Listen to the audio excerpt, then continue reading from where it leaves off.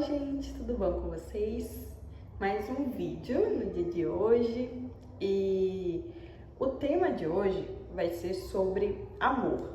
Vamos falar especificamente sobre o amor próprio e amor ao próximo. Eu, mais uma vez, vou começar já dando a referência bíblica, porque eu acho muito boa essa referência.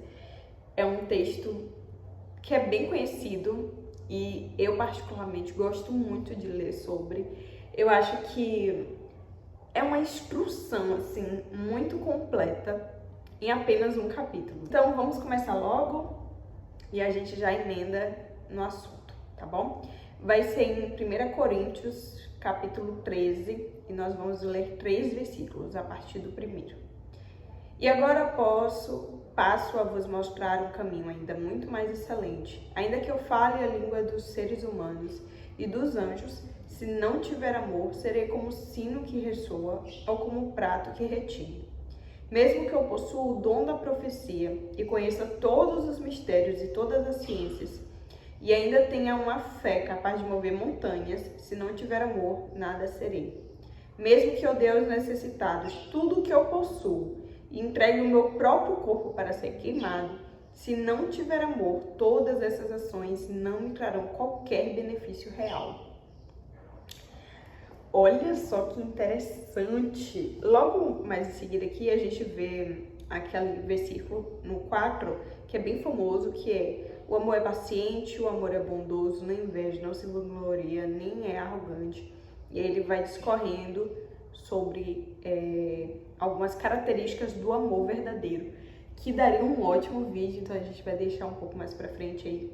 Inclusive o meu versículo, um dos que eu tenho pra minha vida, né, principalmente pro meu relacionamento, é o 7, que é o tudo sofre, tudo crê, tudo espera, tudo suporta.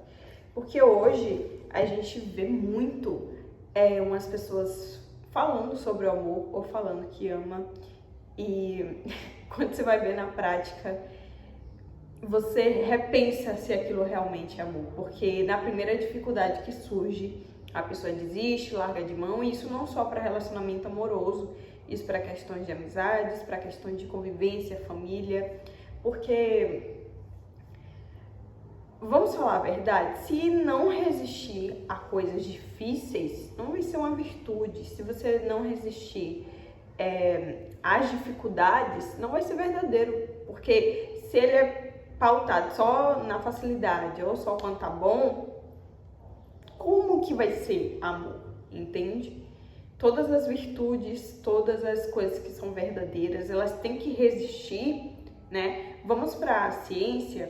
Quando você vai comprovar uma tese, ou quando você vai fazer, dizer que uma vacina funciona, por exemplo, todas essas coisas você tem que ir comprovando em diversos grupos diferentes. Ela tem que conseguir ser replicada. Uma das coisas mais importantes para uma hipótese, ou para um estudo, ou para uma experiência ser comprovada, uma das principais características é que ela tem que ser replicável. Então outras pessoas têm que conseguir replicar, sabe, do outro lado do mundo ou algo do tipo. Então, se aquilo não for replicável em diferentes situações, em diferentes contextos, aquilo não vai ser válido, porque se ele resiste apenas ao bônus, mas no ônus ele não resiste, que base tem aquilo? Porque resistir no bônus, resistir no bom, é muito simples. Então, como é que você vai botar a prova de que aquilo realmente é verdadeiro se diante dos obstáculos ele não consegue ter uma base consolidada e permanecer? Então, assim, né? Não vale.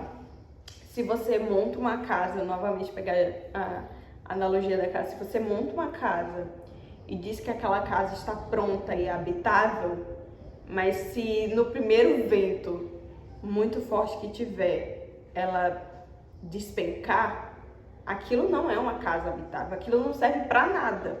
Porque se a função dela é ser uma casa, ela tem que abrigar pessoas de forma segura. Se ela não consegue fazer isso em diferentes aspectos, ela não serve, ela não vai servir.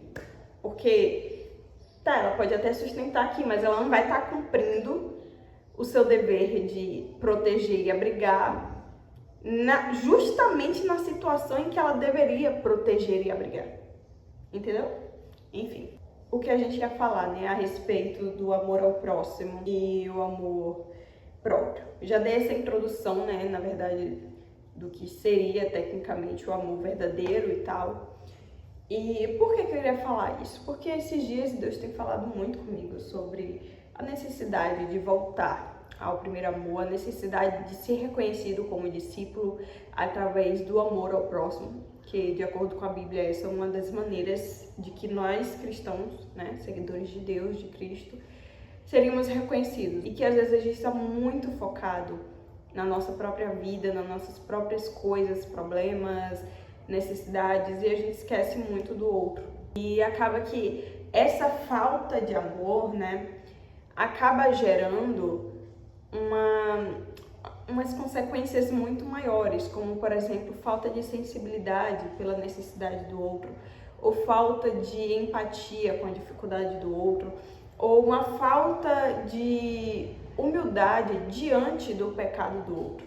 Quando a gente vai observar, acaba que afeta todas as áreas, porque, primeiro, você, além de não estar cumprindo um dos requisitos para ser reconhecido como um verdadeiro seguidor de Cristo, você está sendo desobediente diante daqueles mandamentos em que Cristo manda a gente amar o próximo como a nós mesmos, que inclusive é um dos dois únicos mandamentos que ele deixou, resumidamente, né? Resumindo todos os outros. A gente deixa de ser humilde diante de Deus, porque a gente olha para o outro, condena a situação em que ele está, e aí automaticamente a gente se torna soberbo. Uma coisa que eu vi numa pregação esses dias, que me chamou muita atenção e que ficou marcado no meu coração, foi que quando você está na sua melhor fase com Deus, é quando você tem que ter mais cuidado, porque você está confortável diante da intimidade que você está naquele momento, diante do que você está entregando para Ele naquele momento. E isso pode te dar um conforto muito grande para você achar que pode agir de determinada maneira. Porque, sinceramente, a gente é muito suscetível ao erro. E a gente tem que ter muito cuidado, porque qualquer coisinha pode nos levar ao erro. E a gente não pode pensar que a gente, por estar em determinado status ou determinada etapa já da vida ou do relacionamento com Deus, por a gente estar nesses lugares, a gente achar que a gente não vai mais errar. Porque a nossa vida é uma eterna tentativa de acerto. Vai ser sempre assim. A diferença da pessoa correta e da incorreta, do justo, é que o justo, ele reconhece o erro, se arrepende, busca melhorar, e o injusto acaba deixando aquilo. E pra gente deixar, é só a gente continuar no conforto, entende? Porque errar você vai. A única questão é você exigir esforço para que você melhore aquilo e mude aquilo. Saia daquela zona de conforto e melhore aquilo. Então, o que separa você daquele que tá lá no buraco, que você julga tanto estar daquele jeito, sabe?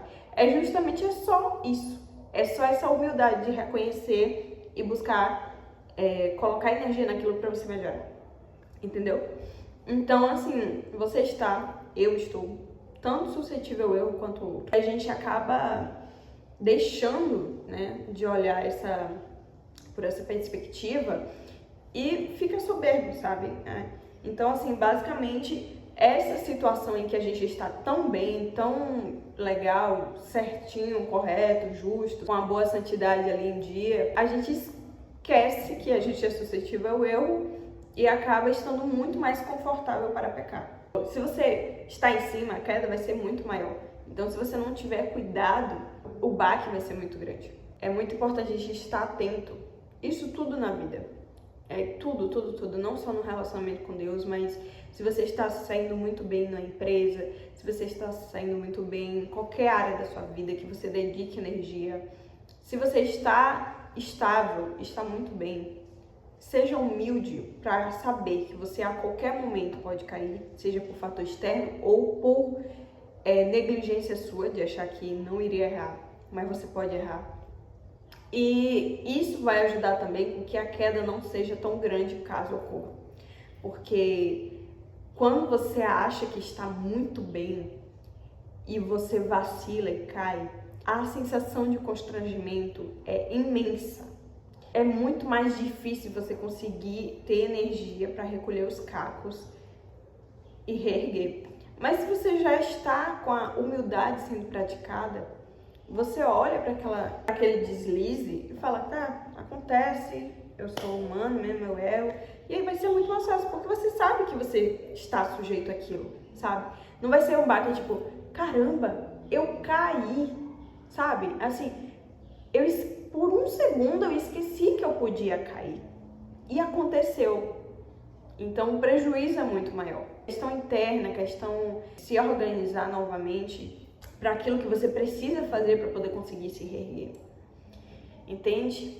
Bom, a gente acaba se deslizando nessas questões e a gente, sabe, acaba reconhecendo que, na verdade, existem muitas formas de você perder tudo aquilo que você tem. No caso do cristão, principalmente a salvação.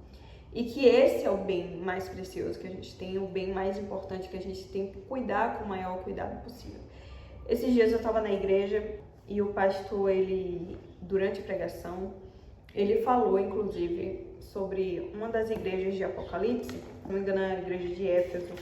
E ele fala, basicamente assim, olha, você faz tudo certo, você busca a santidade, você não se corrompe com qualquer um, você não aceita os errados, você não permite que eles se misturem no meio de vocês.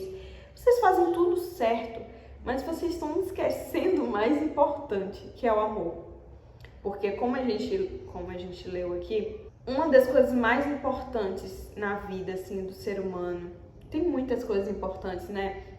Mas, assim, que, vamos dizer, a mais importante, que a Bíblia fala, né, que se você não tiver amor, não adianta de nada. Então, talvez a mais importante que a gente precisa é exercer, no caso, né? Porque qualquer coisa que você fizer, se não for com amor, qual o objetivo daquilo? Para que serve aquilo, assim? Para desfazer seu ego? Para você se engrandecer? Para só você conquistar algo? Só para você ter o prazer de conquistar algo? Você entende que quando você tira o amor de motivação, quando você tira o amor de tudo, vira apenas uma motivação egoísta? É só para satisfazer você mesmo. Se você tirar o amor, tudo que você fizer vai ser apenas para satisfazer você mesmo. Se você busca Cristo e não é por amor, você está o quê? Com interesse, então, de ganhar algo, ou de querer ter um status para algo, ou de você parecer que é alguém correto para as outras pessoas. Entende? Se você doa algo para alguém que está necessitado e não é por amor, o que você está esperando em troca? Então, porque o amor é o que faz com que você não queira esperar necessariamente algo em troca. É bom ser reconhecido pelo que você faz, sim, mas esse não é o principal objetivo. Quando você tem amor, seu principal objetivo é satisfazer o outro. Se você pensa em satisfazer a si próprio, já não é amor. E aí a gente vai chegar um pouco mais nisso lá na questão do amor próprio.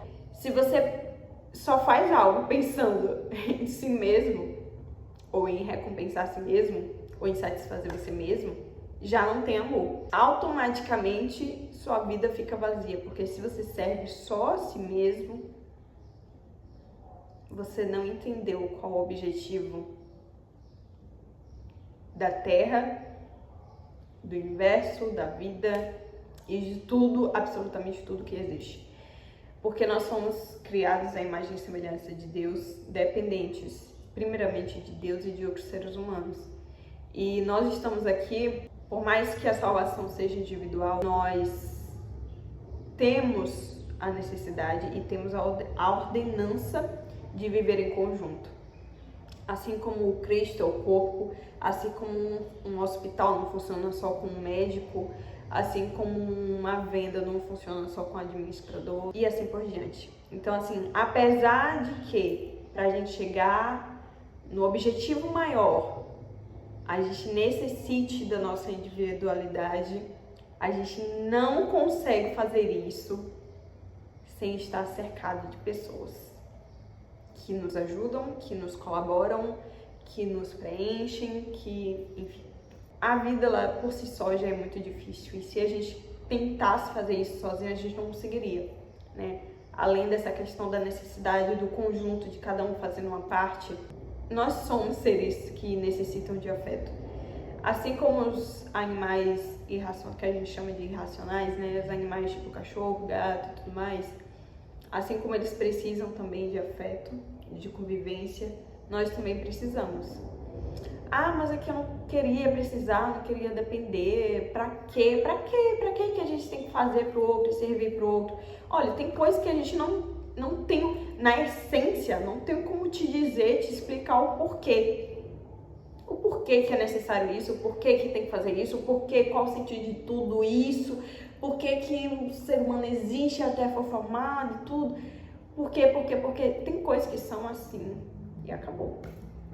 Se a gente for parar para ficar pensando sempre só na essência, no objetivo inicial de tudo que foi tudo, a gente vai ficar maluco, vai entrar em crise existencial para sempre. Mas quais as respostas que a gente tem? Nós fomos feitos por Deus, imagem e semelhança a Ele, para que nós pudéssemos louvá-lo.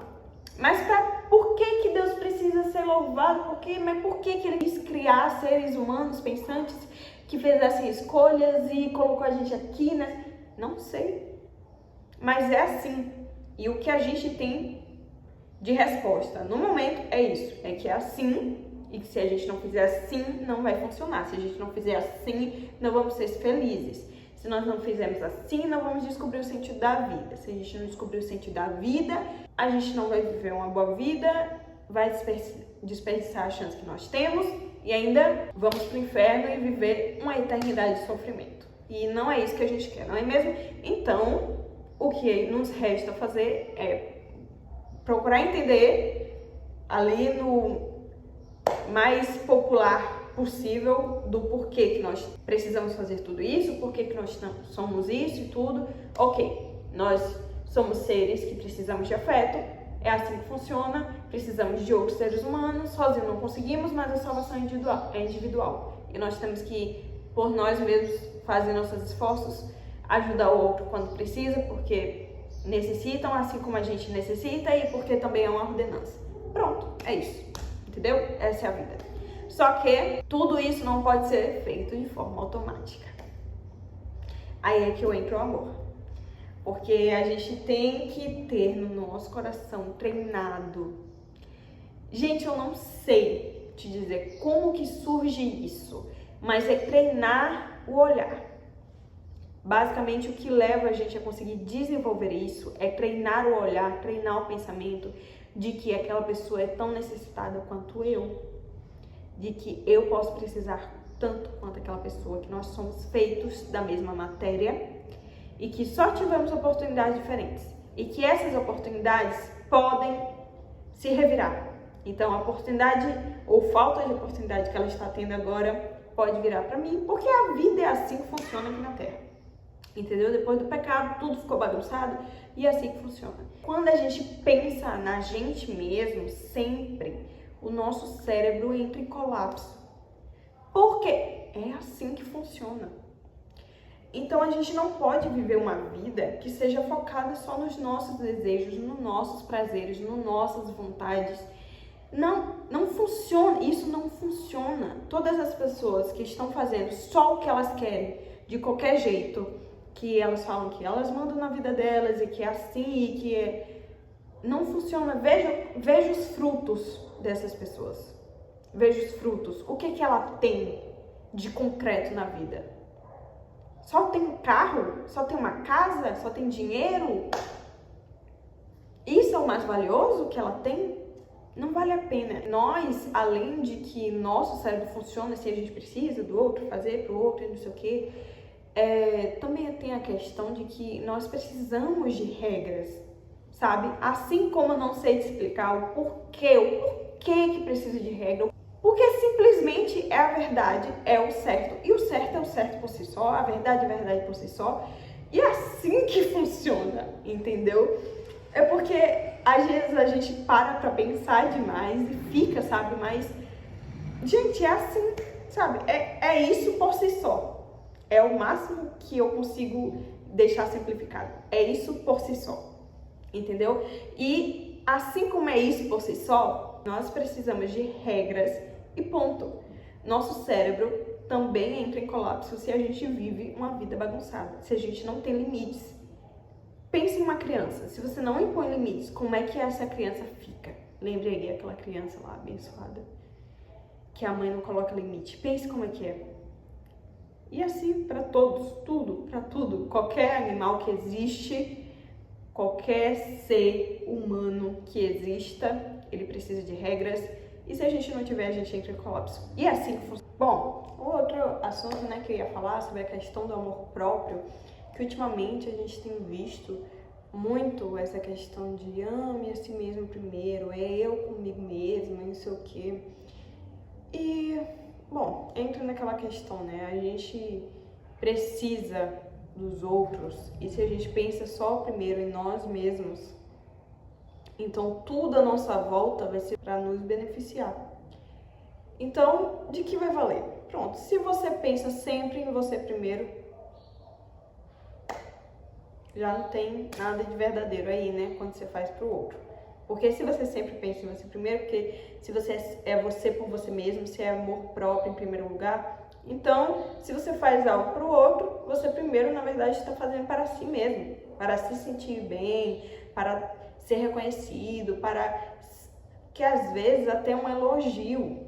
Às vezes você faz algo, você doa roupas só para receber um elogio, só para você ouvir de outra pessoa que você é bom, entendeu? A gente funciona assim, nós somos lixo e pó mesmo. A gente é uma porcariazinha mesmo. Depois do pecado, vira uma porcariazinha mesmo. Se não fosse Jesus e o Espírito Santo, tava todo mundo na pior.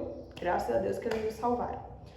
Mas enfim, então assim, o amor próprio basicamente é isso. Claro que a gente tem que se amar, até porque, né, amar o outro como a si mesmo. Então a gente tem que se amar. É importante que a gente se ame. Se abrace a sua autenticidade, abrace quem você é, entenda quem você é, sabe? Se auto-reconheça. Se ame, ame o seu corpo, sua mente e tal. Procure melhorar para ser sempre alguém melhor. Se cuide. Enfim, faça muitas coisas por você, se ame mesmo e tal. Mas não deixe que isso seja o foco da sua vida, entende? Por todos aqueles motivos que eu já falei. Basicamente, você pensa sempre primeiro em si mesmo e tudo que você faz sempre com essa ideia de que é você por você mesmo primeiro e tal, acaba que o amor não vai ser verdadeiro, sabe? O amor pelo próximo não vai ser verdadeiro, até porque Jesus, ele primeiro pensou em nós, né? Ele veio aqui, deixou tudo dele, sofreu mesmo sem precisar, sem ele precisar por ele mesmo, mas sim por nós. Então ele fez tudo isso e nós precisamos, para o nosso próprio bem, seguir esses passos, entende? Então esse foi o vídeo, espero que tenham gostado, um beijo e até a próxima!